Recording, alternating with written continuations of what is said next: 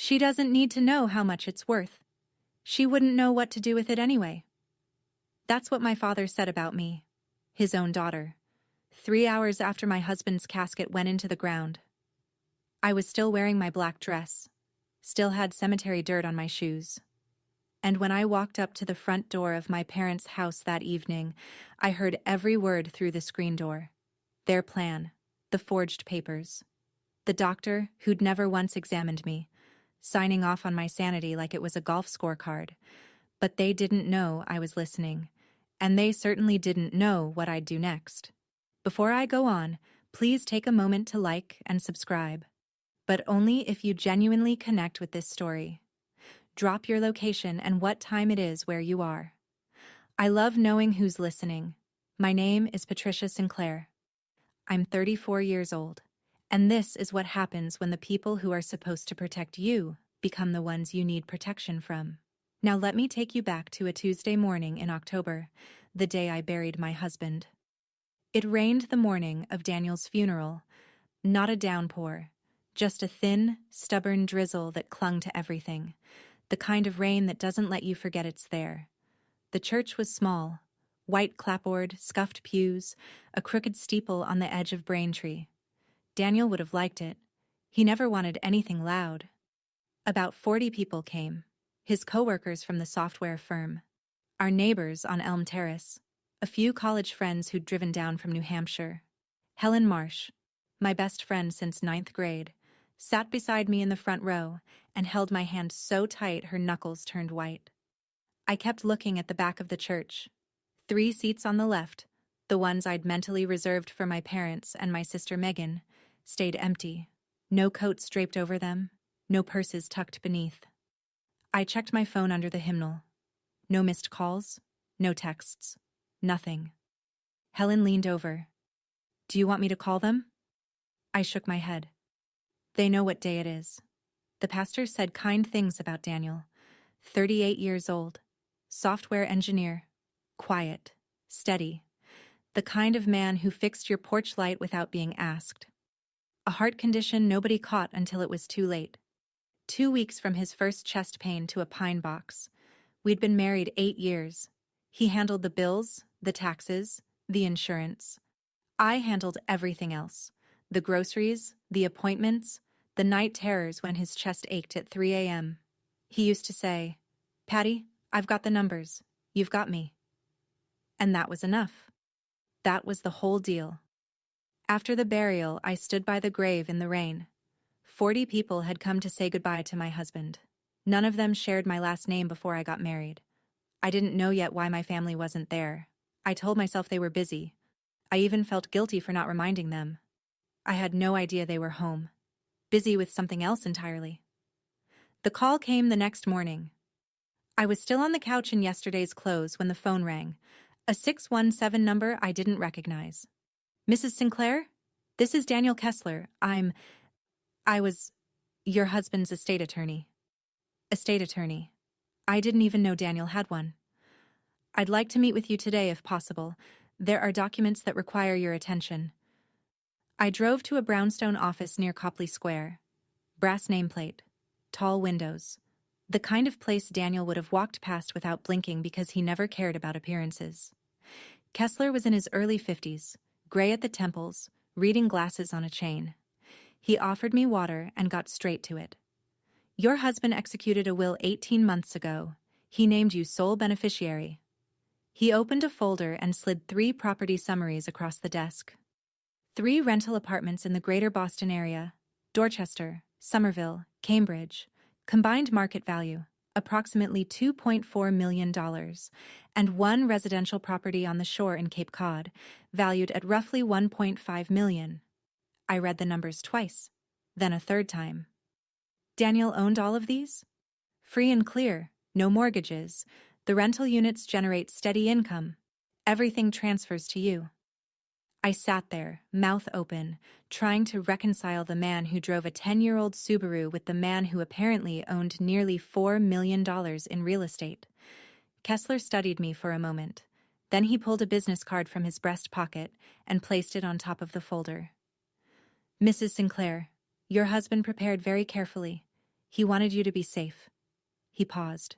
If anyone at all, pressures you about these assets, call me before you sign a single thing. It was a strange thing to say.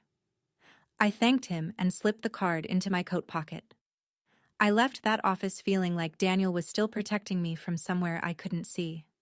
But I didn't understand yet why Kessler had been so careful with his warning. I wouldn't understand until that same evening. I drove to my parents' house in Quincy that evening, still in the same black coat, eyes still raw. I wanted to tell them about the will. I wanted to sit at the kitchen table where I grew up and hear my mother say something soft. Something like, "It's going to be okay, sweetheart." The porch light was on. I parked behind my father's truck and walked up the front steps. The screen door was latched, but the inner door was cracked open, the way my mother always left it when the house got warm from cooking. I reached for the handle. Then I heard my name. "Patricia doesn't need to know the details yet." My father's voice. Low and firm, the way he sounds when he's running a conversation he doesn't want interrupted. I stopped. My hand hovered an inch from the screen. "Kessler called me this afternoon." That was my father again. The son-in-law left her apartments, 3 of them, and a house on the Cape. Silence. Then Megan's voice. Sharp. Quick. "How much?" "Close to 4 million. A longer silence. I could hear the mantel clock ticking through the door. Then Megan. "She can't keep that money. She doesn't even know how to pay an electric bill." My father grunted. The kind of grunt that means agreement. I stood there on the porch, one hand still raised. The drizzle had stopped hours ago, but I was shaking like it hadn't. Inside that house were the only 3 people left in my family, and they were sitting around a table discussing my life like I was a line item on a spreadsheet. But the next sentence, the one from my mother, that was the one that changed everything. My mother's voice came through the screen door like a blade wrapped in silk. "Daniel dying is the best thing that's happened to this family. Now we finally have a way out." I want you to sit with that sentence the way I had to.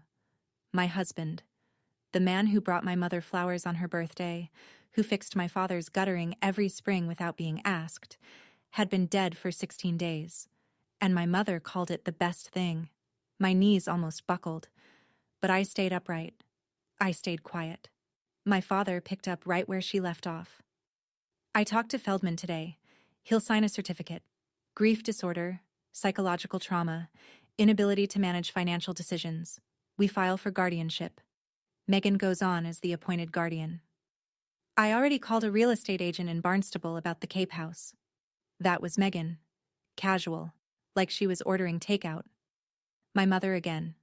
"Make sure you hide the paperwork. Patricia sees any of it and the whole thing falls apart." I stood on that porch for another minute. Maybe 2. My ears were ringing. My chest felt like someone had poured concrete into it. Then I did something I didn't plan. I pulled out my phone, opened the voice recorder, and pressed the red button. I held the phone near the crack in the door and let it listen. They kept talking. Details. Timelines. Who to call. How to keep me in the dark. After 2 more minutes, I pressed stop. I turned around, walked down the steps, got in my car, and drove away. I didn't knock. I didn't go inside. I didn't cry. I drove 30 minutes in total silence. No music. No tears. Just one question on a loop. How long had they been looking at me and seeing a wallet instead of a person? I sat at the kitchen table in the apartment Daniel and I had shared for 8 years. His coffee mug was still in the drying rack. The business card from Kessler sat in front of me, next to my phone with the recording on it. I called Helen at 11 at night. She picked up on the second ring. She always does when it's me. "Patty, what happened?" I told her. All of it. The empty seats at the funeral, Kessler's office, the porch, every sentence I'd heard through the screen door. Helen didn't interrupt. She didn't gasp or curse. She just listened. That's what makes Helen dangerous. She listens the way lawyers do, catching every thread. When I finished, her voice was steel. "Patty, listen to me. Do not call your parents. Do not call Megan. First thing tomorrow, call Kessler." Then call me. I know what to do. Helen is a paralegal at a real estate and estate law firm in downtown Boston. She's spent 11 years around probate cases, guardianship filings, property disputes. She recognized what my family was doing before I even had the vocabulary for it. What they're describing, using a doctor to certify you as incapacitated without examining you, then filing for guardianship to control your assets. That's not a family disagreement, Patty. That's a felony. Forgery. Fraud. We treat it like one. I exhaled for what felt like the first time in hours. There's someone at the Norfolk County DA's office I've worked with, she continued. A detective. Specializes in financial fraud against vulnerable adults. His name is Ray Campos. If we need him, and I think we will, I can make the call. I stared at Daniel's coffee mug across the table. He used to say I was stronger than I thought. I didn't believe him then, but I was starting to. My mother called the next morning at 9:15. Her voice was warm, rehearsed, perfectly pitched. Sweetie, I've been thinking about you all night. Why didn't you come by yesterday? We waited for you. They waited for me. I almost laughed. I was exhausted, Mom. Maybe another time. How about Sunday dinner? The whole family. Megan wants to see you. Your father has been worried sick. Worried. Sick. I kept my voice even. Helen had coached me. Act normal, don't tip them off. Buy time. Sure, Mom. Sunday works. Good. We love you, sweetheart. You shouldn't be going through this alone. I hung up and immediately dialed Kessler. He answered on the first ring, as if he'd been expecting this. Mr. Kessler, my father contacted you yesterday about my husband's estate. What exactly did he ask? A pause. He asked about the total value. He asked whether you were the sole beneficiary. And he asked, hypothetically, what would happen if you were declared legally incapacitated? My stomach dropped. Mrs. Sinclair, I told him nothing beyond what's public record. But his questions concerned me. That's why I gave you my card. Daniel's attorney had seen it coming before I did. Kessler's voice sharpened. If your father files for guardianship and you don't respond in time, a judge could grant a temporary order in as few as 14 days. You need to get ahead of this. I'm filing a preemptive objection today. Then he gave me one more name, Dr. Rebecca Winters, a board-certified psychiatrist. Independent. 20 years of practice. Schedule an evaluation with her this week. If we have a legitimate psychiatric report confirming your full capacity, any filing based on a fraudulent certificate collapses on contact. I wrote down the number and called before lunch. The first appointment was set for Thursday. But I didn't know yet that Megan had already made her own calls, and she wasn't waiting for the court either. Thursday afternoon, Dr. Rebecca Winters' office was in a converted Victorian near Brookline Village, plants on the windowsill. No receptionist. She opened the door herself. The evaluation lasted 90 minutes. She asked about Daniel, about my daily routines, about whether I was sleeping, eating, leaving the house. She asked about my childhood, about my parents. I told the truth, all of it, and she wrote steadily without reacting. At the end, she set her pen down and looked at me across the desk. Mrs. Sinclair, you are grieving. That is human. It is not a disability. There is no indication, none, of diminished cognitive function or inability to manage your affairs. She signed the report, stamped it, handed me the original in a sealed envelope. Keep this somewhere safe. I drove home feeling like I could breathe for the first time in a week. A licensed psychiatrist, with 2 decades of practice, had just confirmed in writing what Daniel always told me. I was capable. I was sound. I was enough. What I didn't know, what Helen found out that same evening through a contact at Feldman's clinic, was that my father had visited Dr. Nathan Feldman that very afternoon. Same day, same city, different result entirely. Feldman, a family physician, not a psychiatrist, had signed a certificate declaring Patricia Harper Sinclair exhibiting severe grief disorder with marked inability to manage personal and financial affairs. He'd never met me, never scheduled an appointment with me, never once looked me in the eye, And here's the part that would matter most later. On Feldman's certificate, the line marked Date of Patient Examination was left completely blank. Because there was no examination, there was only a signature and a favor between golf partners. Sunday evening, I stood on the same porch where I'd overheard everything 5 days earlier. This time, I knocked. My father opened the door with a smile I'd never seen before. Too wide, too warm. He pulled out my chair at the dinner table. He poured my water. Gerald Harper had never poured anyone's water in 62 years. My mother had cooked chicken piccata, my favorite from when I was 12. The house smelled like lemon and butter. Megan hugged me in the hallway. Her perfume was expensive. Her credit card debt was more expensive. We sat. We ate. My father steered the conversation like a man parallel parking, careful, deliberate, checking every angle. So, sweetheart, have you had a chance to sort through Daniel's things? Do you know what he left behind? I chewed slowly. The lawyer is still handling it. I don't really understand most of it yet. A look passed between my parents. Quick, almost invisible. But I caught it. Gerald leaned forward. Finances are complicated, sweetheart. Let your dad handle the lawyer stuff. You've got enough on your plate. Donna nodded. He's right, honey. You need to focus on healing.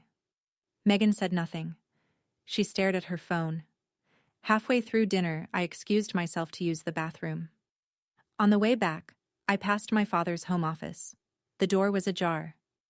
On his desk, half hidden under a newspaper, sat a manila envelope stamped with the Norfolk County Court logo. I pulled out my phone and took a photo. 2 seconds. Then I walked back to the table and finished my chicken. Sitting at that table, watching 3 people I've known my whole life perform the role of a loving family, I kept thinking, how many dinners before this one were also a show? How many times did I sit in this exact chair and miss every cue? Have you ever looked back at a moment with your family and realized nothing was what you thought it was? I'd love to know. Share it in the comments. I don't think I'm the only one. I drove home and opened the photo. The envelope's return address, Norfolk Probate and Family Court. The stamp across the front, in RE, petition for guardianship. They'd already filed. Monday morning. I called Kessler before the coffee finished brewing. They've filed, I said. I saw the envelope last night. Norfolk Probate Court. He was quiet for 3 seconds. I heard keys clicking. I'm looking at it now. Gerald Harper, petitioner. Megan Harper, proposed guardian. Attached exhibit. A medical certificate signed by Dr. Nathan Feldman, stating you lack the mental capacity to manage your person and estate. Hearing it stated that way, in legal language, typed into a court system, assigned a case number, made it real in a way the porch conversation hadn't. This was no longer family talk. This was a court filing. The preliminary hearing is set for 14 days from the filing date, Kessler continued. That gives us until October 29th.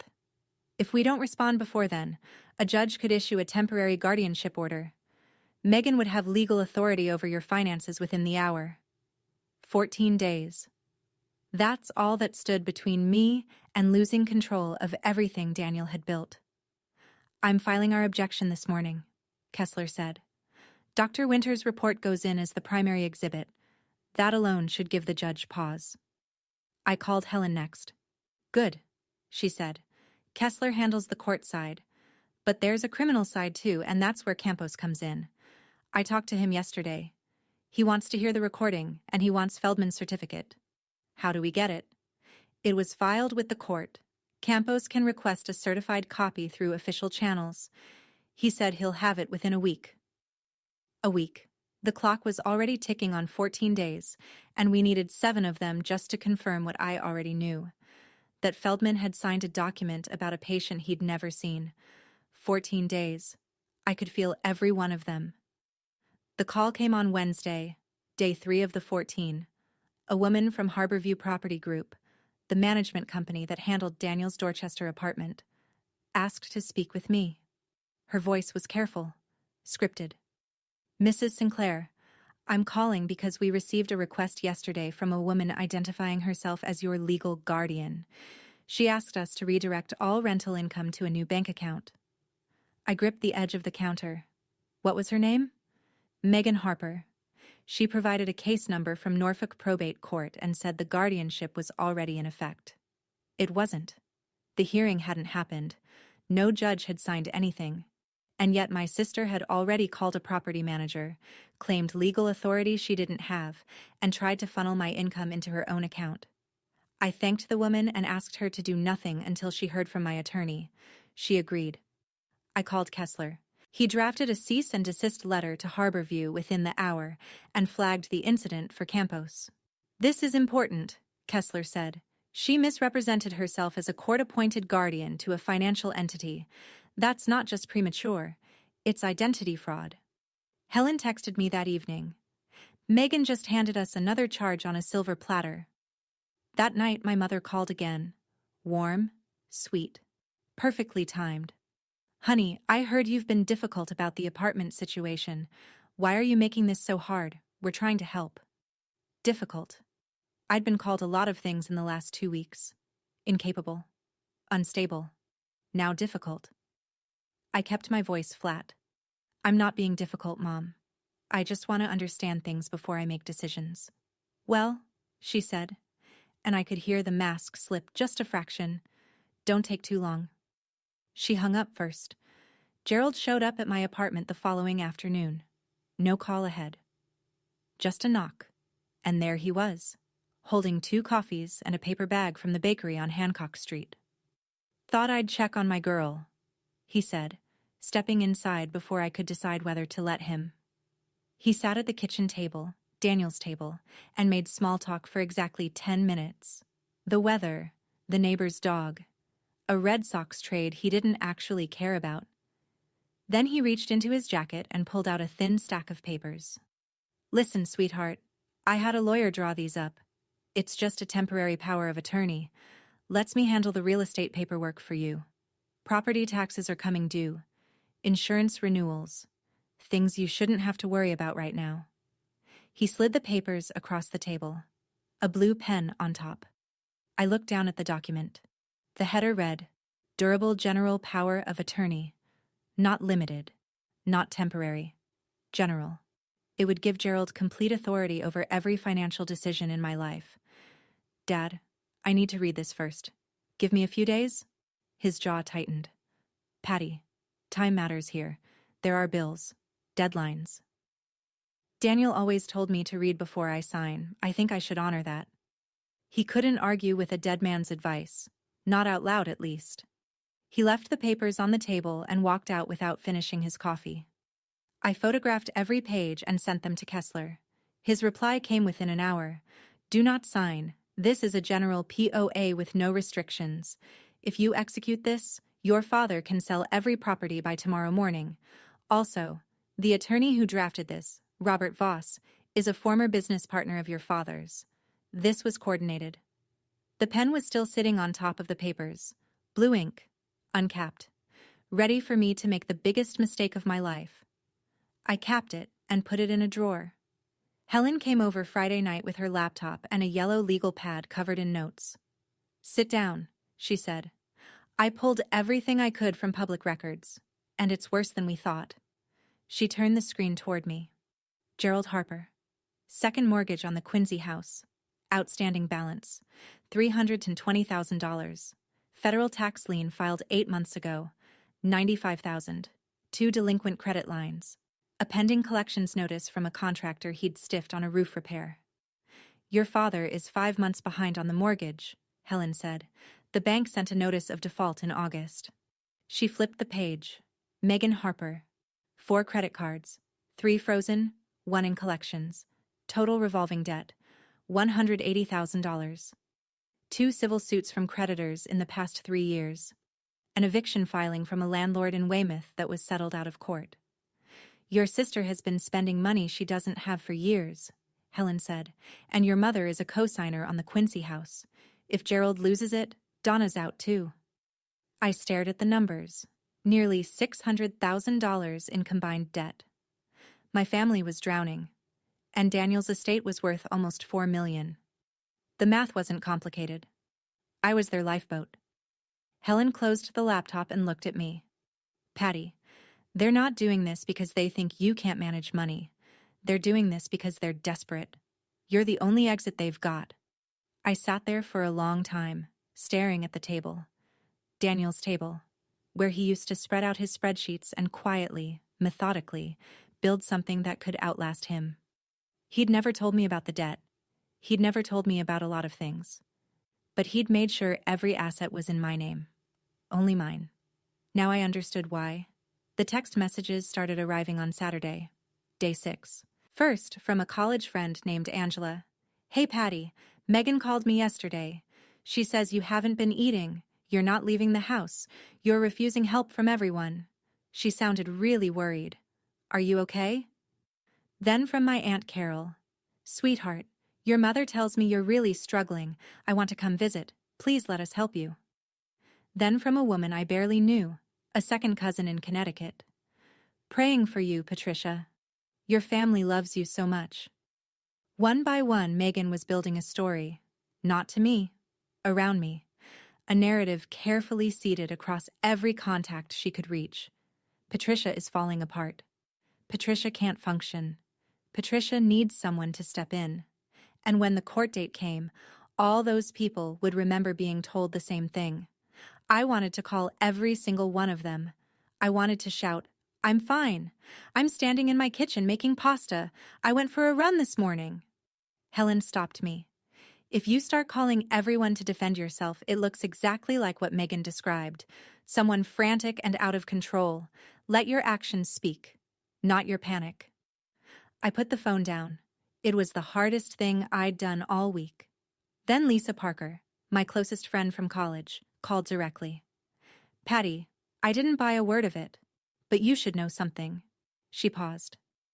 Megan also asked me if I knew your bank account number. She said she needed it to help manage your bills. I closed my eyes. She wasn't just attacking my reputation. She wanted my bank information, my contacts, my credibility. Megan was trying to dismantle every part of my life that I controlled, so that when the judge looked at me, all he'd see was a woman with nothing left. But Lisa didn't give her a thing, and that mattered more than Megan would ever know. Day 8. Helen drove me to the Norfolk County District Attorney's satellite office in Canton. Detective Ray Campos met us in a small conference room with a metal table and no window art. He was 45 maybe. Broad shoulders. Calm face. The kind of man who asks questions the way a surgeon makes incisions. Precise and unhurried. Mrs. Sinclair, walk me through it from the beginning. I told him everything. The funeral, the porch, the recording, Feldman, the POA, Megan's call to Harborview. He took notes without looking up. When I finished, he said, "Play the recording." I set my phone on the table and pressed play. My father's voice filled the room, then my mother's, then Megan's. Campos listened to the entire thing without moving. When it ended, he capped his pen and looked at me. The recording gives us reasonable basis to open an investigation, but the key is Feldman's certificate. If I can prove he signed it without examining you, that's forgery, and submitting it to the court makes it fraud upon the tribunal. How do we get it? I asked. It was filed as an exhibit with the guardianship petition. I've already requested a certified copy through the court clerk. Should have it in 5 to 7 days. Helen leaned forward. And Megan impersonating a guardian to redirect rental income? Identity fraud, Campos said. Separate charge. We're documenting it. He looked at me directly. Mrs. Sinclair, I've seen families do terrible things for money, but forging medical documents to strip someone of their legal rights? That's not family drama. That's a crime. And I will treat it like one. He stood. In the meantime, don't confront them. Don't change your routine. Let them believe everything is going according to their plan. I nodded. We shook hands. His grip was firm and steady, like a promise made with no words. 5 to 7 days. The clock didn't stop. Day 10. My mother invited me to lunch. Just the two of us. A seafood place in Hull with a view of the harbor. We used to go there when I was little, back when things were simpler, or back when I thought they were. She looked tired, thinner than I remembered. When she hugged me at the door, she held on a beat too long. We ordered. She talked about the weather, the new neighbors, a recipe she'd clipped from a magazine. Normal things, safe things. And then the tears came. "I'm sorry I wasn't at the funeral," she said, voice breaking. "I was scared. I saw you hurting so much and I didn't know what to say." I froze. I'm a terrible mother. Her tears were real. I believe that. What I don't believe is the reason behind them. She dabbed her eyes and transitioned, smooth as a scene change. "Sweetheart, $4 million is an enormous responsibility. I don't want anyone taking advantage of you." Anyone. She said that word sitting right across from me. "Have you thought about letting Megan manage some of it? She's always been good with numbers." Megan. Good with numbers. The woman $180,000 in credit card debt. I almost broke character. Almost. "I'll think about it, Mom." She reached across the table and squeezed my hand. "Your father has everything ready. You just need to sign one little paper." When the check came, she reached for her wallet. The waitress ran her card and came back 30 seconds later, leaning down with a quiet, "I'm sorry, ma'am, it's been declined." My mother's face went white. It must be the machine. I paid in cash. I didn't say a word. But I understood. Her card was declined, her house was underwater, and the only plan she had was sitting across the table, refusing to sign. Her tears were real, but the love behind them had a price tag. Day 12. Campos called at 7 in the morning. "I have Feldman's certificate," he said, "and it's exactly what we expected." I sat on the edge of the bed and listened. The signature line is filled, Nathan Feldman, MD. The diagnosis line reads, "Severe grief disorder with marked impairment of financial and personal decision-making." But the line for date of patient examination, blank, and the line for method of evaluation, also blank. I exhaled. I pulled Feldman's appointment records for the date he signed the certificate. "Your name doesn't appear anywhere. Not as Patricia Sinclair, not as Patricia Harper. No entry, no chart, no file." He paused to let that settle. "He signed a legal medical document certifying your incapacity without ever being in the same room as you. That's forgery. And because it was submitted to a court of law as part of a guardianship petition, it's fraud upon the tribunal, which is a felony." "What happens now?" "I'm obtaining a warrant for Feldman's arrest this morning. Once he's in custody, I expect him to cooperate. Doctors usually do when their license is on the line. When he talks, he'll confirm who asked him to sign. And that gives us the chain to your father, your mother, and your sister." I stood up and walked to the window. Outside, the street was quiet. A school bus passed. "Detective Campos, when you go to my parents' house, I want to be there." A long pause. "Are you sure?" "I need to see their faces, and they need to see mine." He agreed. Sunday morning, 10 a.m., at the Harper residence in Quincy. 2 more days. I already knew what I'd wear. The same black coat I wore to Daniel's funeral. Not for mourning this time. For closing a chapter. Day 13. Gerald called that evening. The mask was off. "Patricia." Not sweetheart, not honey. Patricia. "I don't know who's been filling your head, but this little rebellion needs to stop. You need to sign the power of attorney." "No." "I already filed with the court. The hearing is Monday. You're going to embarrass this family in front of a judge?" "I know you filed, Dad. My attorney told me." Silence. I could hear him breathing. Then, "You hired a lawyer? You think you know what you're doing?" "I think this conversation should end here. You've never managed a single thing in your life." His voice cracked. Not with sadness, with fury. "Daniel did everything for you. The bills, the taxes, the accounts, all of it. And now you think you can handle $4 million? You can't even—" "Dad." I kept my voice level. Flat. Like a wall. "If you were trying to help me, you wouldn't need a doctor to say I'm crazy." Dead air. 3 full seconds. That doctor examined you. No, he didn't, and we both know it. He hung up. I sat on the couch and stared at my hands. They were shaking. But not from fear.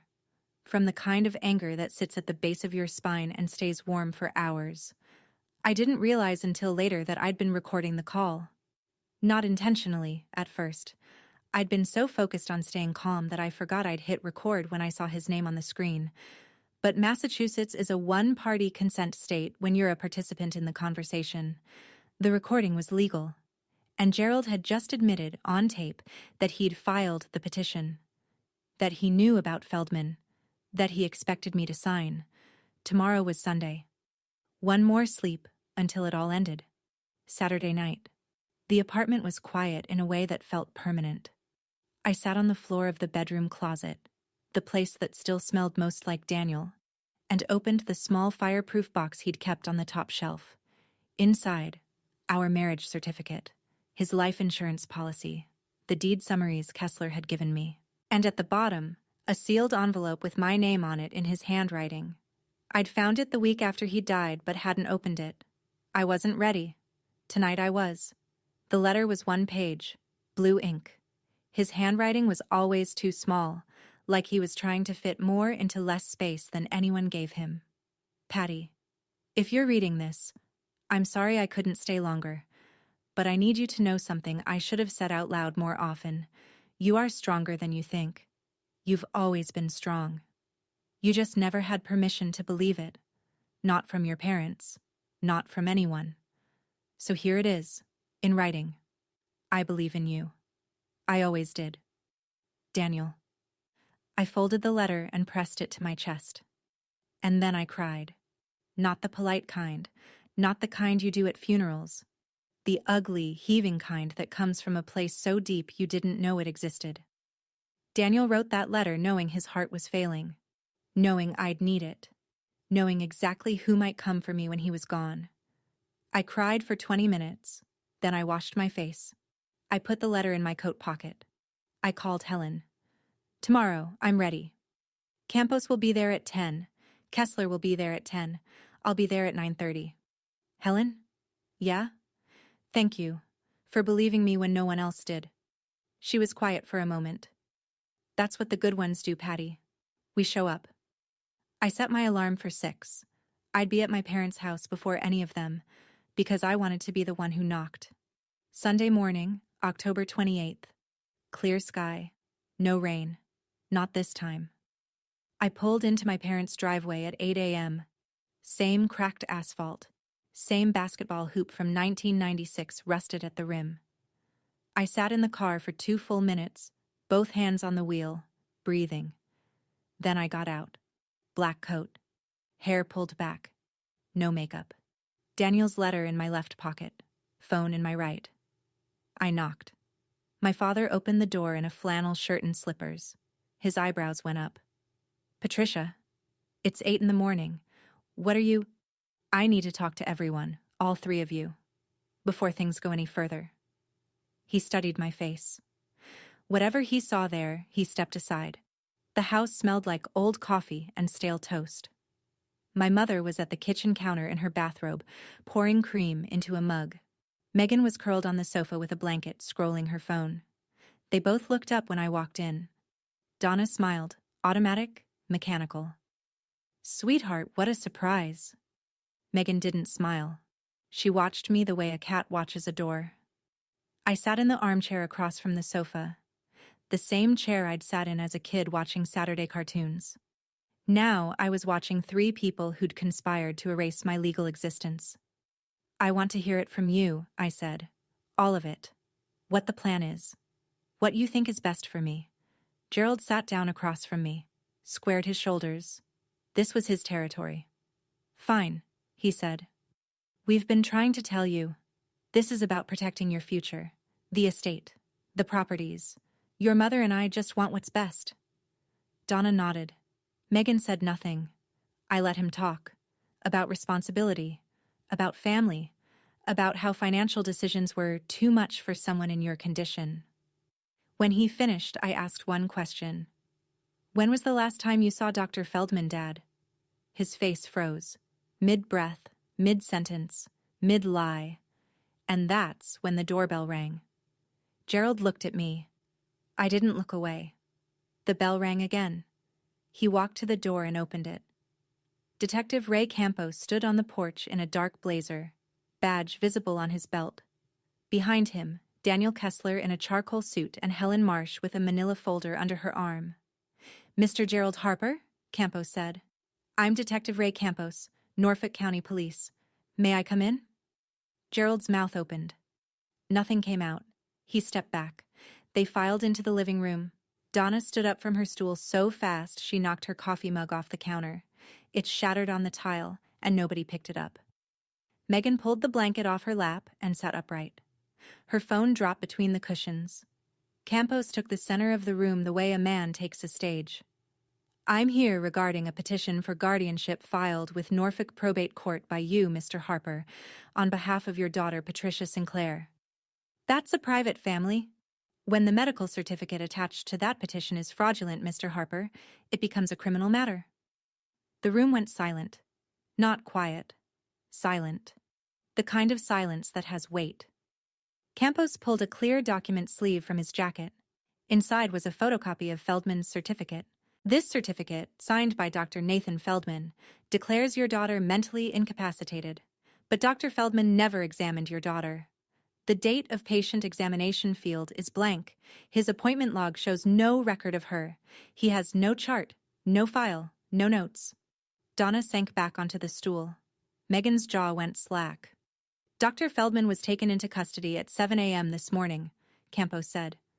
"He has been cooperative." He let the word cooperative hang in the air. Gerald's face drained of color. Not slowly. All at once. Like someone pulled a plug. He knew what cooperative meant. It meant Feldman talked. Gerald tried. "I'll give him that." "Feldman, whatever he told you, he misunderstood. I asked him for a general assessment. I never told him to." "Mr. Harper." Campos didn't raise his voice. He didn't need to. "Dr. Feldman states that you personally requested he sign a certificate of incapacity for your daughter without conducting an examination. He states your wife, Donna Harper, provided the specific diagnostic language, and he states your daughter, Megan Harper, was aware of and participated in the plan." Donna let out a sound. Half sob, half gasp. She pressed both hands to her mouth. Megan shot to her feet. "I didn't know about the doctor. This was Dad's idea. I had nothing to do with—" Gerald spun toward her.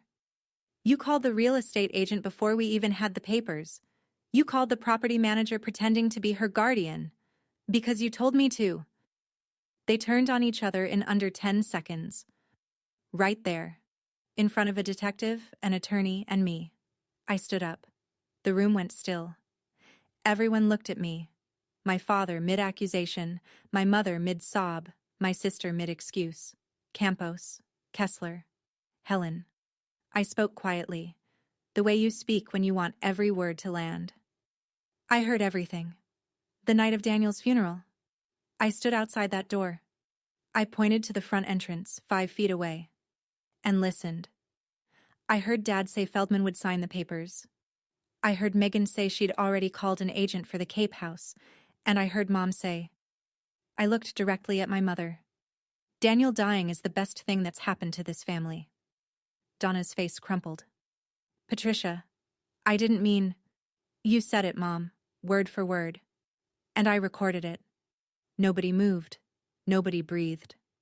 The broken coffee mug was still on the kitchen floor, and the silence was louder than anything any of them had ever said. "I'm not here for revenge," I said. "I'm here to tell you. I heard you. I know. And I choose not to forgive." Campos nodded toward the front door. 2 uniformed officers stepped inside. They'd been waiting on the porch the whole time. "Gerald Harper." Campos's voice was level, procedural. "You are under arrest for fraud upon the court, forgery of medical documents, and conspiracy to misappropriate assets through fraudulent guardianship. You have the right to remain silent. Anything you say can and will be used against you in a court of law." My father stood still while the officer placed the cuffs on him. He looked at me once. Not with anger. with something closer to disbelief. Like he'd walked into a room he thought he owned and found every lock changed. "Patricia," he said, "you can't do this to your father." I didn't answer. Donna was next. She didn't resist. Her wrists were so thin the cuffs had to be adjusted. Tears ran down her face in 2 clean lines. "Baby girl, I'm sorry. I was desperate. You have to understand." I looked at her. My eyes were red but dry. "Desperation doesn't give you the right to declare me insane, Mom." She had no answer for that. The officer led her toward the door. Campos turned to Megan. "Megan Harper, you are also under arrest for identity fraud, misrepresenting yourself as a court-appointed guardian to a financial entity, and attempted theft by deception." Megan's legs buckled. She grabbed the arm of the sofa. Patty, please, I just..." "Don't." One word. I didn't need to. They led all 3 of them out the front door and into separate vehicles. Across the street, Mrs. Kowalski stood on her lawn in her housecoat, watering can frozen mid-tilt. The Nguyen kids next door watched from behind their screen door. A mail carrier slowed his truck, stared, and drove on. The living room was empty now.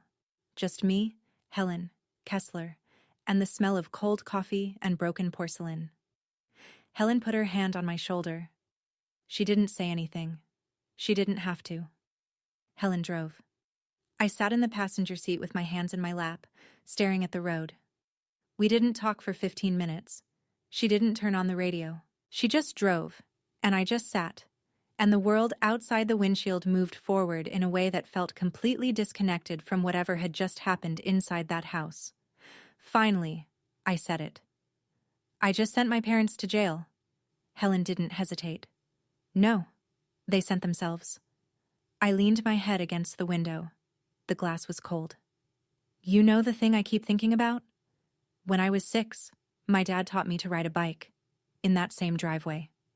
He held the back of the seat and ran beside me until I could balance on my own. He was laughing. I remember his laugh. Helen glanced at me. "Same hands," I said. "Same hands that held the seat. Those are the hands that signed a petition to take away my rights." She didn't try to comfort me with words. She reached over and squeezed my arm once, then put both hands back on the wheel. We pulled up to my apartment. She turned off the engine. "Patty, you don't need to be strong tonight. You just did one of the hardest things a person can do. If you need to fall apart, this is the night for it." I unbuckled my seatbelt and looked at her. "I've been falling apart for 3 weeks. I think tonight I just want to sleep." She nodded. "I'll check on you in the morning." I walked inside. The apartment was exactly the way I'd left it. Daniel's coffee mug still in the drying rack, the POA papers still on the table, the blue pen still in the drawer. Everything in place. Everything the same. But I was different. And there was no going back from that. 2 weeks passed. Kessler called on a Tuesday with the full update. Gerald Harper was formally indicted on 3 counts: fraud upon the court, criminal forgery, and conspiracy to misappropriate assets through fraudulent guardianship proceedings. He posted bail at $50,000, using the Quincy house as collateral, the same house that already had 2 mortgages on it. Donna Harper was indicted on 2 counts: conspiracy and accessory to fraud. She was released on her own recognizance but barred from contacting me by court order. No calls, no texts, no third-party messages. Megan Harper was charged with identity fraud and attempted theft by deception. Her passport was surrendered. She was prohibited from leaving the state of Massachusetts pending trial. Dr. Nathan Feldman had his medical license suspended, pending a full review by the Massachusetts Board of Registration in Medicine. He was charged with criminal forgery. He was cooperating with the prosecution in exchange for a possible reduced sentence. The guardianship petition was dismissed with prejudice. Permanently. No refiling. The judge's written order noted clear and compelling evidence of fraudulent medical certification and called the filing an abuse of the guardianship process. I was confirmed as the sole legal owner of all 4 properties. No conditions, no oversight, no guardian, just me. Kessler also mentioned one more thing: Robert Voss, The attorney who'd drafted the power of attorney Gerald brought to my apartment was under investigation by the Massachusetts Board of Bar Overseers for his role in the scheme. "You're clear, Mrs. Sinclair," Kessler said. "Legally, financially, entirely. Your husband made sure of that. And you finished what he started." I thanked him and hung up. Then I sat at the kitchen table and stared at the wall for a very long time, not thinking, not planning, just sitting in a silence that, for the first time in weeks, didn't feel threatening. The call came 3 weeks later, an unfamiliar number. I almost let it go to voicemail. I wish I had.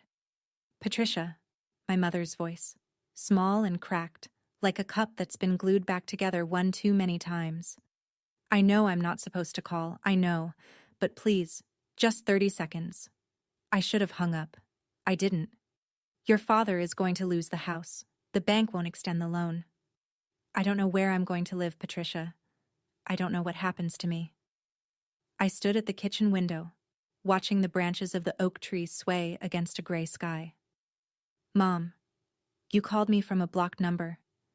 You're violating a court order right now. I know, I'm sorry. I'm sorry for all of it. I was wrong. Your father was wrong. We were desperate." "You were desperate," I said. "So you decided to have me declared mentally unfit. You wanted a doctor to write a piece of paper that said I couldn't think for myself.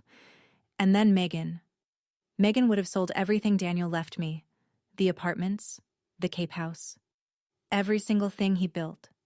And I'd be locked in a guardianship, unable to make a single decision about my own life." I paused. "Did you think about what would have happened to me?" "Nothing. Just the sound of her breathing. I don't hate you, Mom, but I can't trust you. And I won't let you close enough to make me question my own mind again." I heard her cry, quiet, measured, the kind of crying that knows it's lost. "Don't call again." I hung up. Then I called Kessler to report the contact violation. I didn't enjoy it. I didn't feel strong. I felt like someone who'd amputated something necessary and was learning to walk without it. But I was walking. That was the point.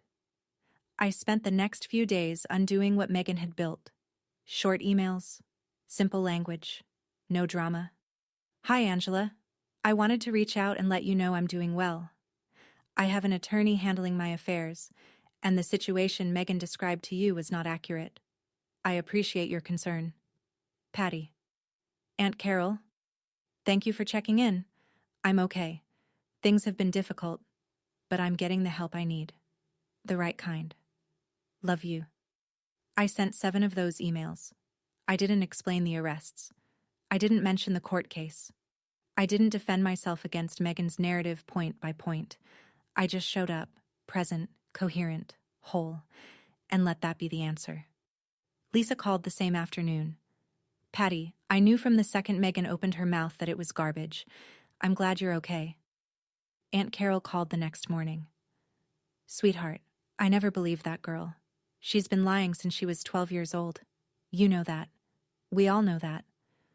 Not everyone had been fooled. Some people saw through it from the start. They just didn't know how to say so until I gave them permission. That Friday, I drove to Cape Cod alone. The house was smaller than I'd imagined. Pale blue shingles, white trim, a wraparound porch that faced the Atlantic. The property manager had left the heat on. The floors were clean. The ocean was doing what it always does. Rolling in, pulling back, indifferent to everything. I stood on the porch with Daniel's letter in my hand. The wind pressed my coat flat against my ribs. I read his words again. "You are stronger than you think. You've always been strong. You just never had permission to believe it." This time, when I folded the letter, something was different. This time, I believed him. 6 months later, I was living in the Cape House full-time. The move wasn't dramatic. I packed the Boston apartment over 2 weekends, hired a small moving company, and closed the door on Elm Terrace without looking back. Daniel's coffee mug came with me. So did the fireproof box. The POA papers went into a shredder. I enrolled in a financial literacy course, an online certificate program through a community college in Hyannis. 12 weeks. Balance sheets, tax filings, property management basics. Things Daniel used to handle. Things I was learning to handle myself. Kessler introduced me to a reputable property management firm. They took over the 3 Boston apartments.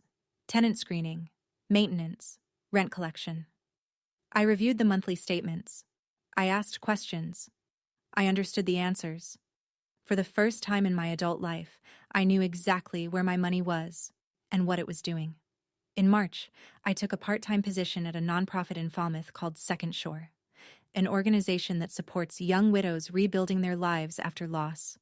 I didn't need the paycheck. I needed the purpose.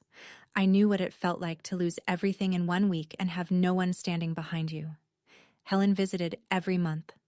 We'd sit on the porch with wine and watch the waves turn gold at sunset. She never once said, "I told you so." She just showed up. That's what the good ones do. The sentencing came down in April. Gerald received 18 months in federal custody. Donna got 12 months of probation and 200 hours of community service. Megan was sentenced to 6 months in county jail, followed by 3 years of supervised probation. I didn't attend the sentencing hearing. I didn't need to hear anything else from that courtroom. The ocean was louder, and it had better things to say. I don't talk to my father. I don't talk to my mother. I don't talk to Megan. That's not anger. It's architecture. I built a wall where there used to be a door, and I'm not looking for the blueprints to undo it. Gerald sent a letter from the federal facility in Devons. I recognized his handwriting on the envelope, the same tight, slanted script he used to sign my birthday cards. I held it for about 10 seconds. Then I wrote, "Return to sender," on the front and dropped it in the mailbox. Megan tried going through Lisa, a voicemail.